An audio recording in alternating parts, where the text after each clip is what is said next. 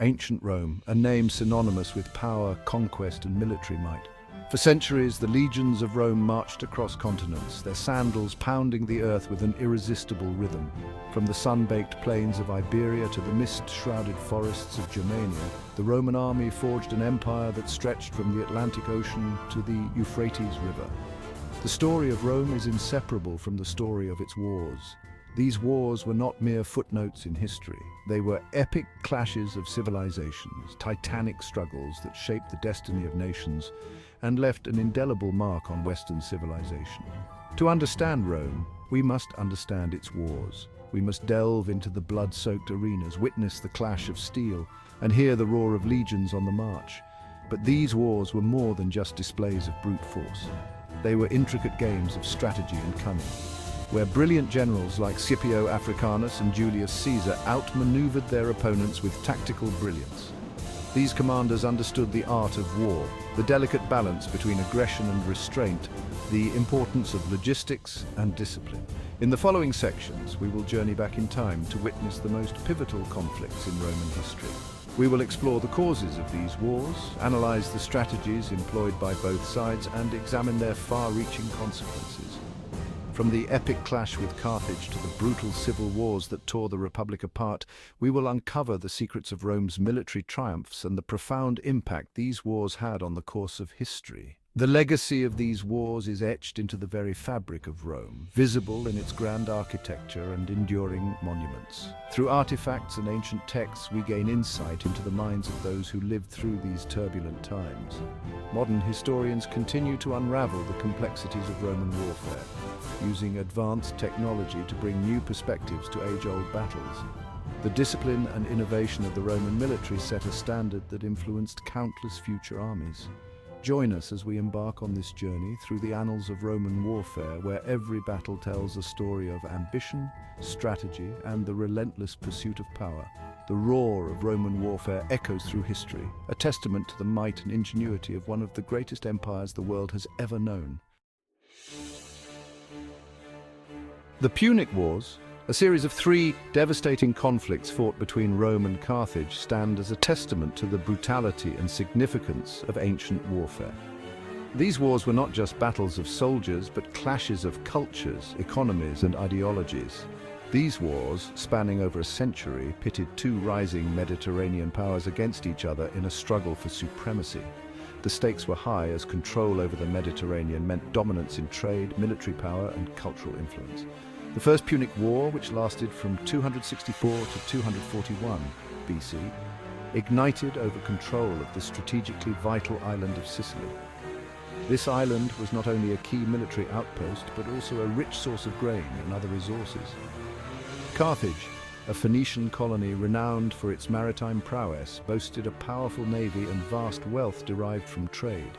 Its ships were the lifeblood of its economy, connecting Carthage to distant markets and resources. Rome, on the other hand, was a land-based power, its legions renowned for their discipline and tenacity. The Roman military machine was a formidable force, capable of adapting to new challenges and overcoming seemingly insurmountable odds.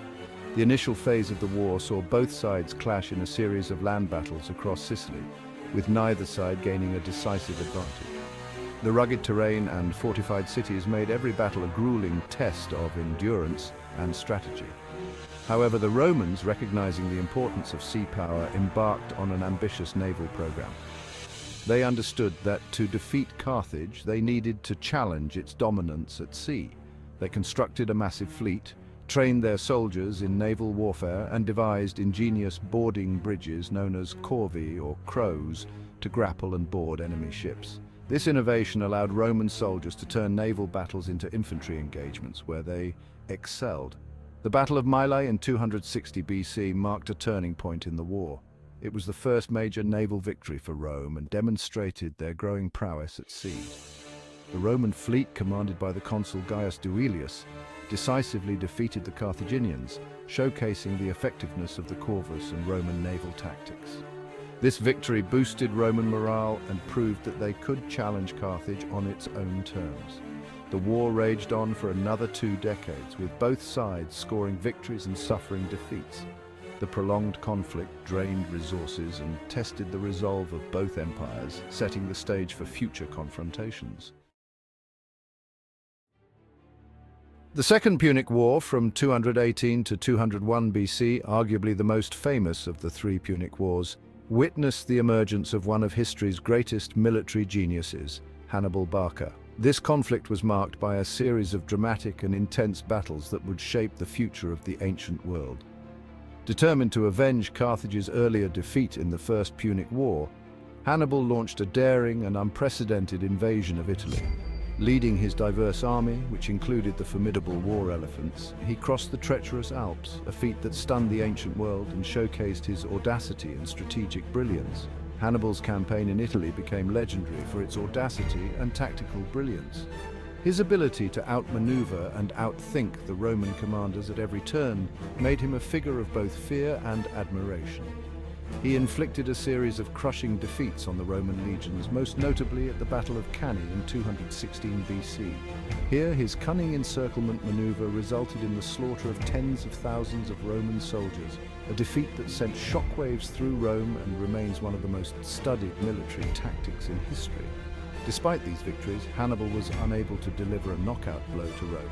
His strategy, while brilliant, could not overcome the sheer resilience and resourcefulness of the Roman state. The Romans, displaying remarkable resilience and strategic flexibility, adopted a strategy of attrition. They avoided direct confrontations with Hannibal's main army, instead focusing on wearing down his forces through smaller skirmishes and cutting off his supply lines, gradually weakening his position in Italy. Meanwhile, a young and ambitious Roman general named Publius Cornelius Scipio, later known as Scipio Africanus, was making a name for himself in Hispania, or the Iberian Peninsula. His innovative tactics and charismatic leadership began to turn the tide in Rome's favor. Scipio, recognizing the threat posed by Hannibal's brother Hasdrubal, who was marching to reinforce his brother in Italy, decisively defeated Hasdrubal at the Battle of Baecula in 208 BC. This victory not only prevented the Carthaginian forces from uniting, but also bolstered Roman morale. Scipio's victory at Baecula proved crucial. It demonstrated his capability as a military leader and set the stage for his future campaigns. He then turned his attention to Africa, landing his army near Carthage and forcing Hannibal to return home to defend his city. This strategic move shifted the focus of the war and brought the conflict to Carthage's doorstep. The two legendary generals finally clashed at the Battle of Zama in 202 BC. Here, Scipio's superior tactics, combined with the defection of the Numidian cavalry to the Roman side, secured a decisive Roman victory. This battle marked the end of Hannibal's campaign and the Second Punic War. Hannibal was defeated, his dream of Carthaginian dominance crushed. The outcome of the Second Punic War solidified Rome's position as the dominant power in the Mediterranean, setting the stage for its expansion and the eventual rise of the Roman Empire. The Third Punic War, from 149 to 146 BC, marked the final and tragic chapter in the long struggle between Rome and Carthage. Weakened and impoverished by previous defeats, Carthage posed little threat to Rome. However, the memory of Hannibal's invasion lingered, and many in Rome, including the influential senator Cato the Elder, believed that Carthage must be destroyed to ensure Roman security. The Third Punic War was a one-sided affair. The Romans, led by Scipio Aemilianus, the adopted grandson of Scipio Africanus, besieged Carthage for 3 long years. When the city finally fell in 146 BC, the Romans showed no mercy. Carthage was razed to the ground, its surviving inhabitants sold into slavery. The once mighty Phoenician city was no more, a cautionary tale of the ruthlessness of Roman ambition. The Punic Wars had a profound impact on Rome. The wars transformed Rome from a regional power into a dominant force in the Mediterranean. The influx of wealth and slaves from conquered territories fueled Roman expansion, but it also led to social and economic tensions that would eventually contribute to the Republic's downfall. The wars also left an enduring legacy of military innovation, shaping Roman military thinking and tactics for centuries to come.